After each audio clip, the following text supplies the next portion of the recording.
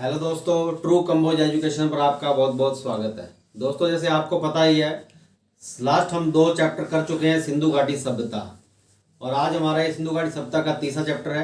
इसमें हम देखेंगे दोस्तों, पहले हमारे कुछ स्थल ऐसे इंपॉर्टेंट हमारे स्थल थे जो पिछली 2 वीडियो में छूट गए थे, जगह कम होने के कारण वो मैं यहाँ लिख नहीं पाया था। तो आज हम उनको डिस्कस करेंगे और उसके बाद हम देखेंगे सिंधु घाटी की सभ्यता की विशेषता क्या है, सिंधु घाटी सभ्यता का राजनीतिक जीवन कैसा था, सामाजिक जीवन कैसा था, और आगे देखेंगे। अब हम देखते हैं, अगर कोई, ये मैंने कल भी बताया था, सबसे ज्यादा स्थल, अगर भारत में कहीं सबसे ज्यादा स्थल खोजे गए सिंधु घाटी सभ्यता से रिलेटेड, तो वो है हमारे गुजरात में। उसके बाद एक क्वेश्चन ये छूट गया था, ये हमेशा क्वेश्चन एग्जाम में देखा जाता है, काफी इंपॉर्टेंट क्वेश्चन है। मोहनजोदड़ो, मोहनजोदड़ो का मतलब क्या है? मोहनजोदड़ो का आखिर मतलब है मृतकों का टीला, मरे हुए व्यक्तियों का टीला, मोहनजोदड़ो का मीनिंग होता है। मोहनजोदड़ो जो शहर है, ये भी क्वेश्चन पूछा गया है, सिंधु नदी के किस साइड है? सिंधु नदी के दाईं साइड मोहनजोदड़ो शहर बसा हुआ है। अब एक और चर्चित स्थल है धोलावीरा। धोलावीरा जो कि कच्छ गुजरात क्षेत्र में है। इसकी एक विशेषता थी, क्वेश्चन रहता है कि 3 खंडों में सिंधु घाटी सभ्यता का कौन सा स्थल 3 खंडों में विभाजित था? वो था धोलावीरा, जो कच्छ जो कि गुजरात में है। अब दोस्तों, उसके बाद हम जो कल हमारे इंपॉर्टेंट क्वेश्चन कुछ छूट गए थे, कुछ स्थल जैसे कि बनावली, एक था बनावली, हिसार, हरियाणा। रिवर कौन सी है? सरस्वती। इसके अंदर हमको क्या क्या चीज़ों की प्राप्तियां हुई? वो थी मिट्टी के हल। अगर मिट्टी के हल के कोई साक्ष्य मिले, वो हमको बनावली से मिले, तो इसको हमको ध्यान में रखना है। टेराकोटा, टेराकोटा दोस्तों क्या होता है? टेराकोटा होता है मिट्टी की मूर्तियां या मिट्टी के खिलौने वगैरह जो हम बनाते हैं, तो उसको टेराकोटा बोला जाता है। तो टेराकोटा के साक्ष्य, आग में पकाना, आग में पकाने के जो साक्ष्य हैं, शुरुआत में जब लोग पहले आदि मानव थे तो कच्चा मांस खाते थे, तो अगर आग में पकाने की जो प्रक्रिया शुरू हुई, तो वो यहाँ पर हमको उसके कुछ साक्ष्य जो मिले हैं, वो हमको बनावली से मिले। उसके बाद नेक्स्ट देखते हैं राखी गढ़ी। राखी गढ़ी भी हिसार, हरियाणा में है। जैसे मैंने पहले वीडियो में बताया था, अगर भारत का कोई सबसे बड़ा क्षेत्र है पूरी की पूरी सिंधु घाटी सभ्यता में, सबसे विश्व में पूरी सिंधु घाटी सभ्यता जितना भी एरिया है, उसमें सबसे बड़ा कौन सा है? मोहनजोदड़ो। और अगर भारत में पूछते हैं सबसे बड़ा स्थल कौन सा है? राखी गढ़ी। तो वो राखी गढ़ी कहाँ है? हिसार, हरियाणा में, घग्गर नदी के किनारे है। इसमें हमको क्या मिला है? ताम्र उपकरण। ताम्र उपकरण, ताम्र क्या होता है? तांबा, तांबे के बनी वस्तुएं, ताम्र उपकरण। और उसके बाद हम देखेंगे रोपड़। रोपड़ कहाँ पे है? रोपड़ है पंजाब में। ये बसा हुआ है सतलुज नदी के किनारे, और यहाँ पर तांबे की कुल्हाड़ी रोपड़ से संबंधित है। रोपड़ में तांबे की कुल्हाड़ी पाई गई है। अगर क्वेश्चन आता है तांबे की कुल्हाड़ी किस सिंधु घाटी सभ्यता स्थल से मिली है, तो रोपड़, वहां हमको टिक करना है। अब दोस्तों, हम नेक्स्ट पढ़ेंगे इसकी विशेषता क्या थी। इस सभ्यता की विशेषता के बारे में भी क्वेश्चन पूछते हैं, और सबसे इंपॉर्टेंट जो विशेषता है और सबसे ज्यादा जो क्वेश्चन आने वाला हमेशा आता है, जो देखा जाता है एग्जाम्स में, वो थी नगरीय सभ्यता। दोस्तों, ये एक नगरीय सभ्यता थी, ये कोई ग्रामीण सभ्यता नहीं थी। यहाँ ग्रामीण टाइप एरिया वो नहीं था। जो एरिया था सिंधु घाटी सभ्यता का सारा शहर टाइप और नगर टाइप एरिया था। तो नगरीय सभ्यता। कांस्य युगीन सभ्यता, कांस्य युगीन सभ्यता मतलब वहाँ उस समय जो ज्यादा औजार, बर्तन या जिन चीजों का प्रयोग होता था, वो कांस्य के बने हुए थे। कांस्य धातु आपको पता ही होगा, तांबा और टींड का जो मिश्रण होता है, उनसे तैयार होता है कांस्य, जिसको हम ब्रॉन्ज बोलते हैं। तो कांस्य युगीन सभ्यता शांति प्रिय सभ्यता। यह सभ्यता बहुत ही शांति प्रिय सभ्यता थी। इसका अनुमान इसलिए लगाया जाता है क्योंकि इस समय कोई युद्ध के प्रमाण या कोई अस्त्र शस्त्र के प्रमाण नहीं प्राप्त हुए हैं, तो इसलिए इसको यह माना गया कि यह बहुत ही शांति प्रिय सभ्यता थी। उसके बाद इसकी क्या विशेषता है? विस्तृत सभ्यता। विस्तृत काफी ज्यादा, हमने पिछली वीडियो में पढ़ा था, 13 लाख किलोमीटर लगभग क्षेत्र में यह विस्तारित थी, इसलिए इसको विस्तृत सभ्यता का भी रूप दिया गया है।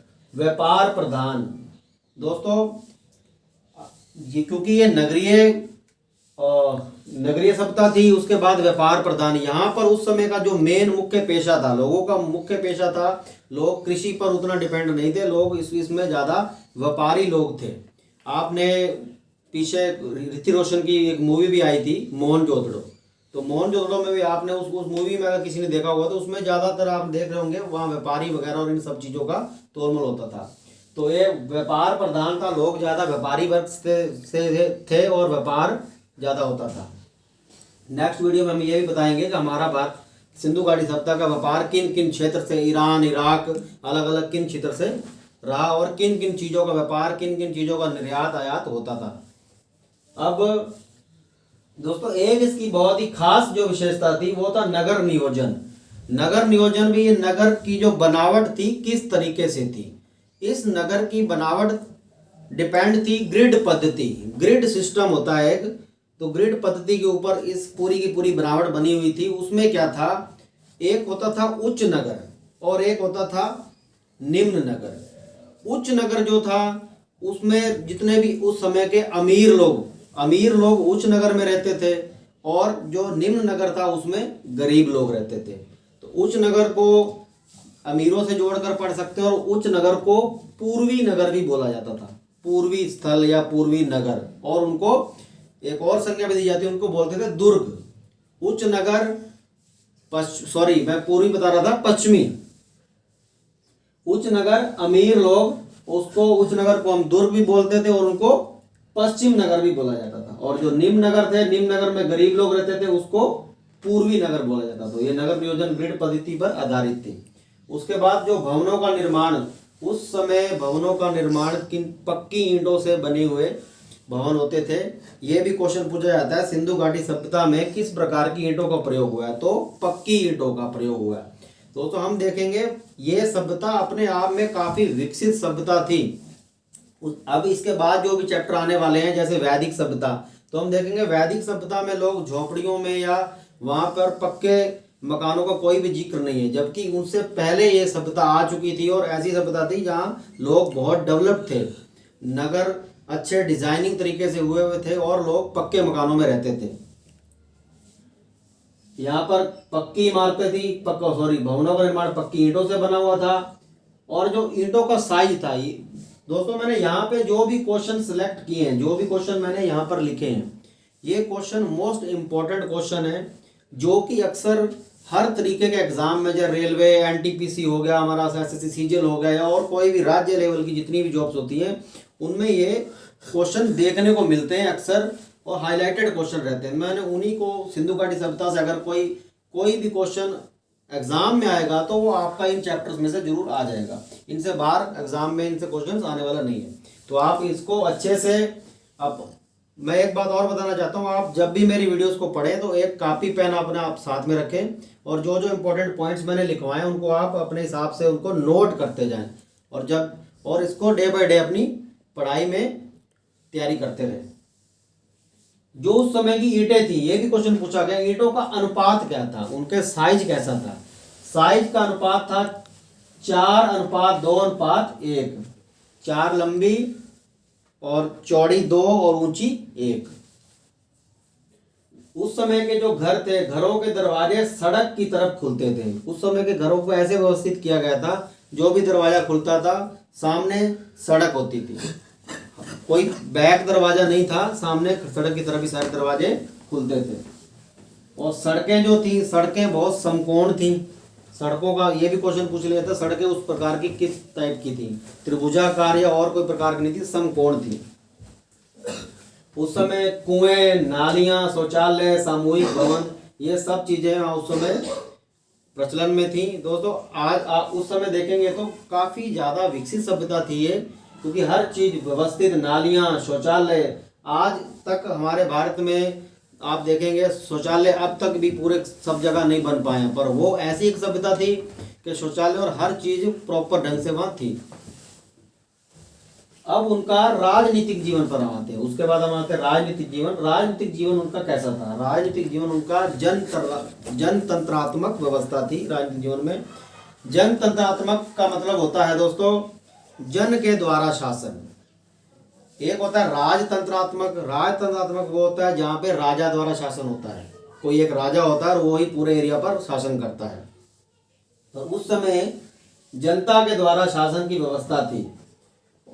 जैसा कि जनता के द्वारा अगर शासन की व्यवस्था थी तो राजा राजा वगैरह नहीं थे, जबकि हमने ऊपर पढ़ा है शांति प्रिय सभ्यता थी, तो सैनिक अस्त्र शस्त्र नहीं थे। अब हम इसके बाद दोस्तों आते हैं सामाजिक जीवन। उस समय लोगों का सामाजिक जीवन कैसा था?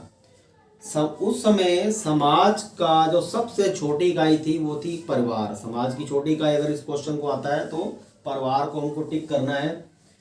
और जो परिवार था वो मातृ सत्तात्मक था। परिवार मातृसत्तात्मक था।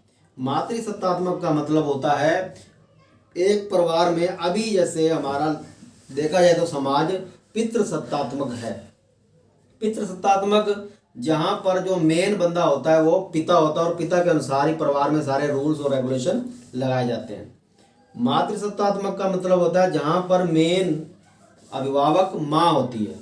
तो उस समय जो भी सारे डिसीजंस लिए जाते थे वो सारे के सारे वहाँ माँ के द्वारा लिए जाते। तो मातृसत्तात्मक उस समय सामाजिक जीवन था उनका। वर्ण व्यवस्था नहीं थी दोस्तों। उस समय सिंधु घाटी सभ्यता में वर्ण व्यवस्था नहीं थी। वर्ण व्यवस्था जैसे हमने बाद में देखा, जैसे आप देखेंगे वैदिक सभ्यता में वर्ण सारे जो भी इंसान था वर्णों में बट जाता है वैदिक सभ्यता में। जैसे कि आपने ब्राह्मण, क्षत्रिय, वैश्य, शूद्र 4 वर्णों में हमारा आपको पता है बटा हुआ है। तो उस समय ऐसा कोई वर्ण नहीं था। अब पेशे के आधार पर बटा था। उस समय वो वर्णों के आधार पर नहीं बटे हुए थे, वो पेशे के आधार पर बटे हुए थे। कि मतलब व्यापारी वर्ग अलग था, जो बंदे व्यापार करते थे वो व्यापारी थे, जो लोग कारागरी का काम करते थे उनको शिल्पकार, वो लोग शिल्पकारी थे, और जो लोग मजदूरी का काम करते थे उनको श्रमिक की कैटेगरी में बांटा हुआ था। मतलब उस समय जो भी बंदे जिस प्रकार का काम करते थे उनको उसी प्रकार की कैटेगरियां दी हुई थी। जो भी उनका बंटवारा था, जाति धर्म का जो बंटवारा था वो काम के आधार पर था। जबकि बाद में उनको बाकी ये ब्रॉड जो 4 कैटेगरियों में जाति के आधार पर बांट दिया गया था, वो हम वैदिक सभ्यता में आगे पढ़ेंगे। अब उस समय के जो लोग थे वो शाकाहारी भी थे और मांसाहारी भी थे, दोनों प्रकार के लोग थे।